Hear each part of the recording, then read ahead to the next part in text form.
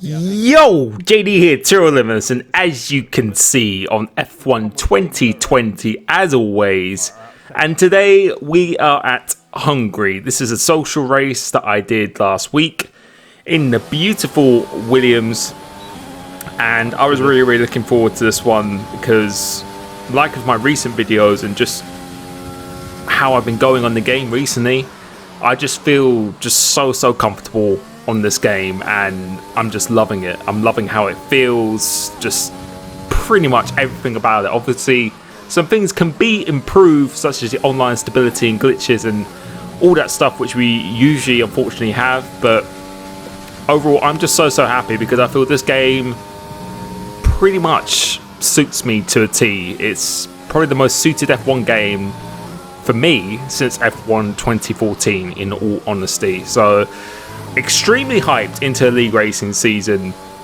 Pace in qualifying and the race has been very good. Unfortunately, on this first run we went a millimeter wide, and this would have been such a good first lap.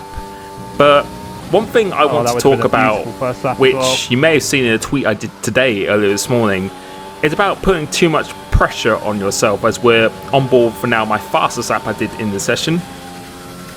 And I think putting too much pressure on yourself is not always a good thing. Sometimes it is, sometimes people absorb it really well, but at other times putting too much unnecessary pressure on yourself is not always the most optimal thing. And I think since last game really did not suit me, despite winning a championship on that game, I felt that game was completely opposite to how I would like to drive a Formula 1 game, whereas this one feels exactly how I want to drive a Formula 1 game. I feel like I'm putting too much pressure on myself at the moment to always constantly be starting in the top three, just be winning every single races. And again, sometimes it's a good mentality to have, to be that competitive, but I think sometimes you've got to take a little step back, especially in races such as this, where it is not actually a league race. It's really kind of just a testing ground really at the moment. I think sometimes, like how I approached the Zandvoort race, I was just a lot more relaxed. You could probably tell my demeanour was just a lot happier. And just coming into this one, I felt I was just taking it a little bit too serious, as we do a very good banker. 13.1 is very good. My best time I done was a 12.9, almost 8 in practice. But these little mistakes here, it's all good having this pace and everything, but I just feel it's just by putting too much pressure on myself, really. Just having too much expectation, and then going into this last lap, having a little bit of traffic there, didn't really hinder me too much. Maybe a little effect on the dirty air, a little bit down. You can see almost a 10th down, but we're gaining so much time back, just being so much more aggressive now. Going into this last sector, we have got a car in front of me who does move out of the way, but you can see we've lost a lot of time on that delta, more of a distraction. And then here, yes, I wouldn't have hit the car, but I would have liked to have used a lot of that curb, and we've lost so much time, invalidated it, and then that was it. But yeah, I just feel during this session, looking back on it now, at the time it's a lot harder to distinguish it, but at the time, and now looking at this, I just feel I was just unnecessarily frustrated. Since I did get the pole position, which I felt, doing quite a lot of 12s in practice, I was really putting that pressure on myself to get the pole position, because I really want to be very strong in all aspects of this game, especially in qualifying this game, to make my life a lot easier. But starting from P2, we've got 4 lights, we've got 5 lights, trying to get a good start against VSR Antoine, who did a very nice time, and we get a pretty decent launch off the line. But Jam Pancakes just gets an absolutely rapid start off the line. He is still on the controller, but we get a very good exit off this turn 1, and we've managed to defend our position quite nicely. And no, this is all you need to do. You can't win the race in the first turn, but you can definitely lose it. And now we're just going to sit behind him and get into a bit of a rhythm of this race, try and shake off that frustration from qualifying, because I was very disappointed in myself. And someone actually said this to me yesterday as well, which I have to agree with 100%. I feel at the moment, and because of this pressure I'm putting on myself, I'm just dwelling on mistakes too much, and I couldn't agree with that any more than that. And going forward now, from today, which is the 21st of July as I'm commentating on this, because I had another race recently which will be releasing very, very soon. That is definitely 100% true. You can't dwell on the mistakes. You just gotta just brush it off and just put in your best performance going forward. And settling down to this race pretty nicely here, and just having a good gauge to see how fast VSR Antoine actually is. And you can see he's trying to get out of my DRS zone, but we are just going to make sure, as usual, to stay within that 1 second window. And then coming towards the end of lap 2, you'll be able to see now we're almost, well, apparently we're a minute and 18 seconds ahead of Champagne Cakes, which I don't think is quite correct. The delta on this game is a little bit inconsistent as we set the quickest lap of the race. And I think we are, no, the delta has fixed itself now, so about 8 tenths away from Jam Pancakes. And now the goal was really just to start putting a little bit more pressure on Antoine and just try and up the consistency. And you can see he's making a few little mistakes now, and we're just creeping ever so closer lap by lap, or corner by corner, as I say. You can see I'm using the 710 front wing, that's what I was using. And you can see Jam Pancakes is almost out of that second zone, getting a very nice line off this corner, getting the power nice and early. And especially under braking, I feel I gain a lot of time in this game under braking. You'll be able to see that, especially going through the start sector. But now Jam Pancakes has fallen out of that crucial 1 second window. And the good thing for us as well is that we have still got a lot of fuel and a lot of ERS, because ERS is very hard to recover around this track. So I was trying to avoid it as much as I could. You can see going to this corner, just carrying so much apex speed, nice and tight here. And I was starting to feel a lot more comfortable now, and the woes of the qualifying are starting to diminish. Getting a DRS, not using overtake at this stage, because there just really is no need at this point at all. I really want to try and overtake him cleanly and then use it to potentially get a DRS on. You can see now we are starting to put him under pressure. So the race pace and just the overall pace that I feel I have in this game is now starting to shine through. Following him very, very closely. So getting this close and be able to follow is actually quite difficult in this game. So no, this has given me a little bit more confidence and just making me in a better mood, at least as this race was going on. And you can see again, he's going quite wide, but we keep on getting some very, very nice exits. Let's see the braking here. You can see how much time, the apex speed, and just under braking, we just seem to have a lot more commitment. And I think that's the thing on this game compared to last game. I just feel so much more confident with my inputs and what the car is actually going to do. There is just a lot more commitment in everything I do. Go to see the braking here once again. We're trying to hook it on that inside, getting a nice exit off here. Going to this positive corner, Rislin has retired from the race, and that has actually brought out the virtual safety car. So he goes into the pits. I do a Hamilton and go into the pits very, very last minute, because I wasn't sure whether to continue or not. But I think I quickly realised, I quickly calculated in my head that Hearts can go to the end of the race. They won't be in great condition, but I would probably be losing a lot of time if I continue, since everyone is going so slowly. And in the pit lane, if you pit under the virtual safety car, you're not going to lose anywhere near as much time. But coming out here, we've actually jumped Antoine in the pit. So a stroke of luck. Finally, in a pit stop scenario, we managed to jump him, and that was very, very unfortunate for him, because that really shouldn't happen. But the Williams pit crew being completely OP there against the Racing Point, and that has promoted us into the lead. So this is perfect. Now, forgetting the qualifying now, this is absolutely perfect. So we have the net P1 position, pitted on the hard tyres. They will be able to go to the end of the race, but they won't be in that great condition for the end of the race. And now I'm in the box seat. So all it is now is just to keep it on track, not to get any warnings, not to make any mistakes. And let's see how good this pace is, because I was able to follow Antoine very, very closely.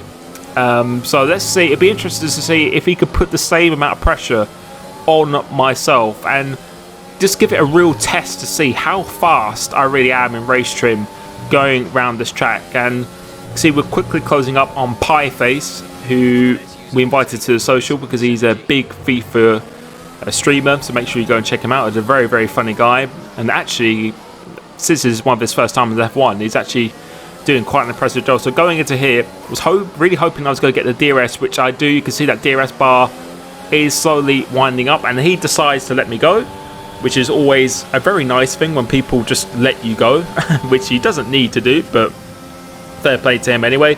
And now we've got a 4-second gap to Joseph Worrell, getting a DRS again coming out this turn 1, and we're just going to skip on to the end of lap 7 because we caught them within a lap pretty much, or within a couple of laps, going to the back of them. They're having a little bit of a battle, and you can see Antoine is about 6 tenths behind, so he's not able to be that close. He's not really putting me under that much pressure at this point in the race here, but it's crucial that I try and get past these cars as quick as I can. So I'm actually going to use a little bit of the overtake button just to give me an extra boost, but he's still trying to fight down the inside, so we go around the outside to get the inside for the right-hander, and that was a lovely move going into the downhill section before we go up into my favourite corner on the circuit. This very, very fast left-hander.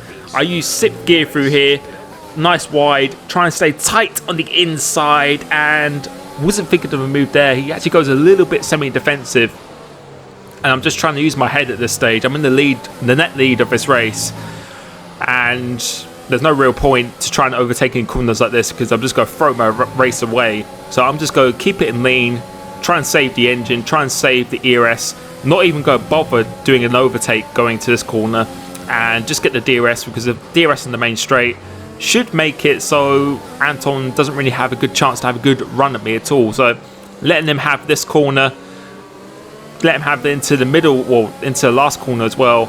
Just try and focus on getting a very good exit 3rd gear for that little bit of extra rotation. Now using the overtake, and he's actually using the overtake, so despite he's always a pit stop behind, but fair play, he can do whatever he likes. So we're going to go around the outside, leave some room on the inside, a little stab at the steering wheel just to make sure we get the bite into the corner.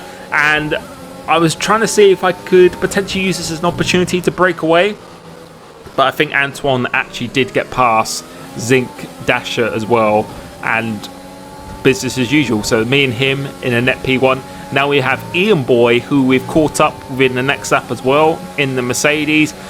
This middle sector is very, very difficult to overtake. See, losing the car ever so slightly, he goes in a little bit deep.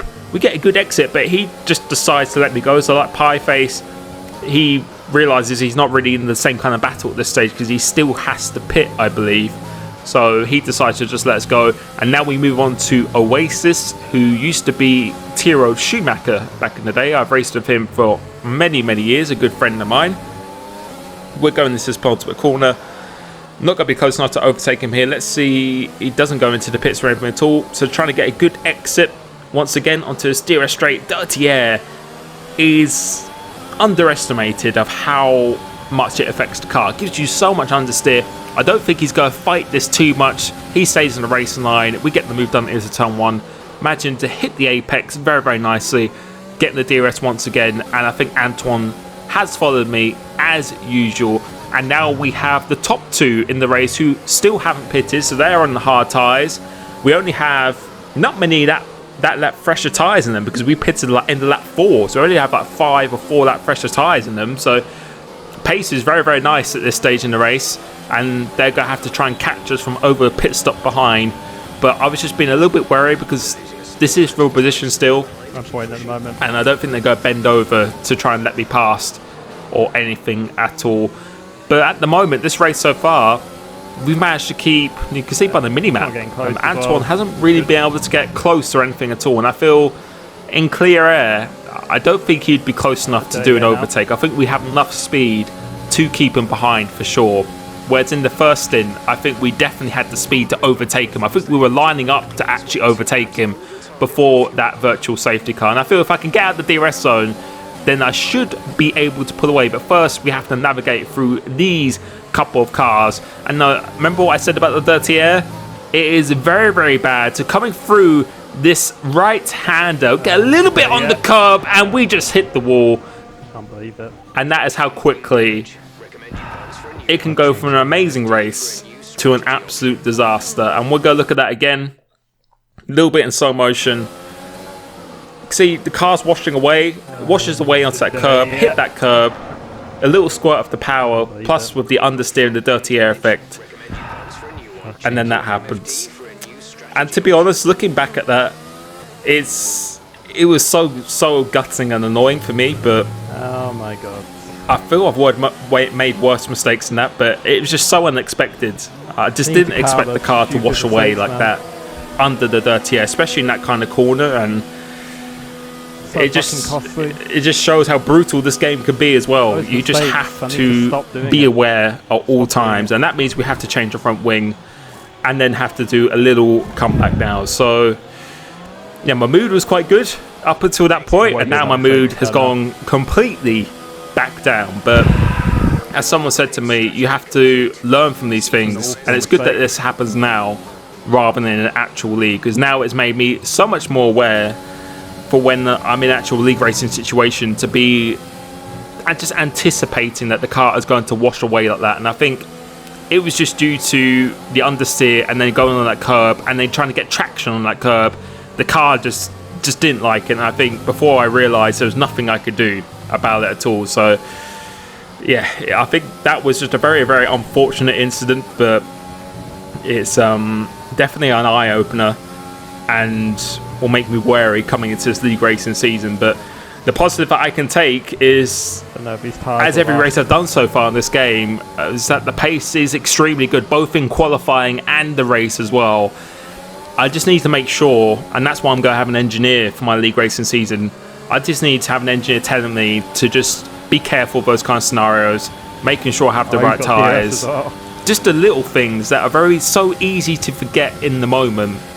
And just making sure that my concentration is fully up all the time as we go down the inside of Zinc Dash to get a nice exit of turn 1. But sometimes you just focus so much on the driving that you just forget those little things. You just try and drive the same way every time. And I think that's what I was doing. I was just driving like I wasn't in dirty air and just got caught out by it pretty much. That's a simple way to put it as.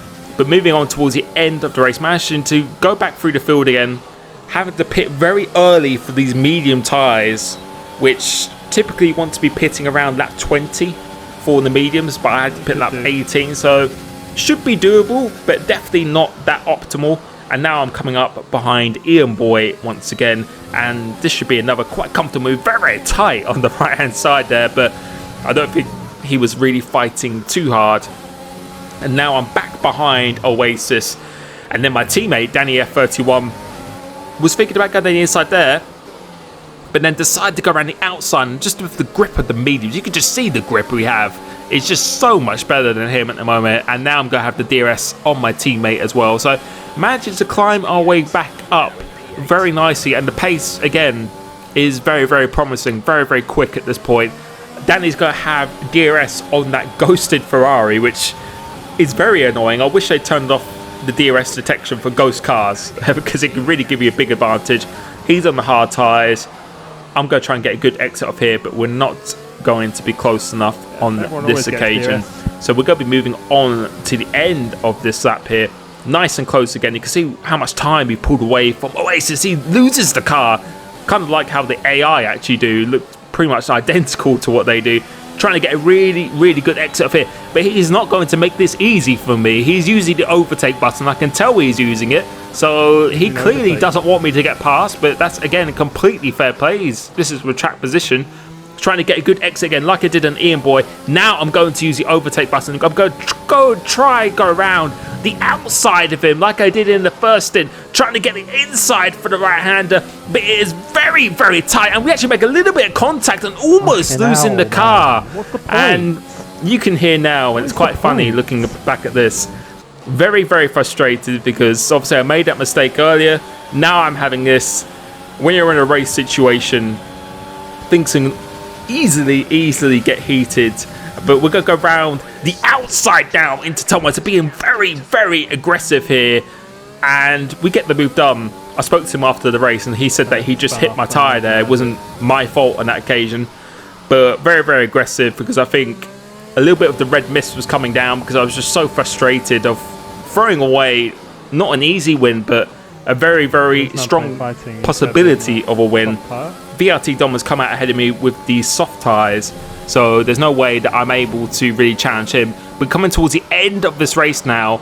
You can see that we had an over 10-second gap to Dylan, and now we've managed to close that down and pulled away 8 seconds and quite 13 seconds from Oasis, Tiro Schumacher behind. And now we've got Dylan, who again is not going to make it particularly easy for me, so he goes to the inside and we try and do what we did to Danny F31, trying to keep holding around the outside, just about have enough room to try and get the inside first left-hander using the DRS and the overtake. With the pure grip that we have, he's still trying to hold it around the outside, but we managed to get the move done and up into 6th place. And the recovery has actually been pretty decent, I'm considering. Coming across the line now, let's see what position we are going to come home in. It is actually P5 because someone had a penalty in front of me and we didn't have a penalty whatsoever. So pretty frustrating race to watch back, to be honest. And at the time, as I said, I was definitely not driving in the best mood. But these kind of races, when I look back on it and a lot of comments that people give to me, I always try and take it on board.